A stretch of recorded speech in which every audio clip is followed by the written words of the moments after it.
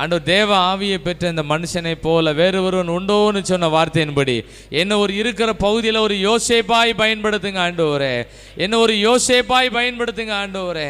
ஜோம் பண்ணுங்க, நல்லா ஜோம் பண்ணுங்க, இன்னும் கொஞ்சம் எடுத்து ஜோம் பண்ணுங்க, இன்னும் கொஞ்சம் இழுத்து கொண்டு போங்க, ஜெபத்தை அப்படி டெவலப் பண்ணுங்க.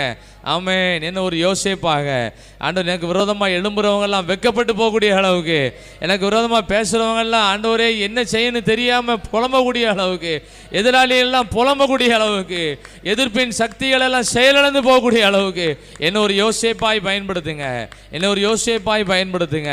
யோசேப்பு மேலே உள்ள அபிஷேகம் என்ன நிரப்பட்டும் ஆண்டவரே, நிரப்பட்டும் ஆண்டவரே, நிரப்பட்டும் ஆண்டவரே.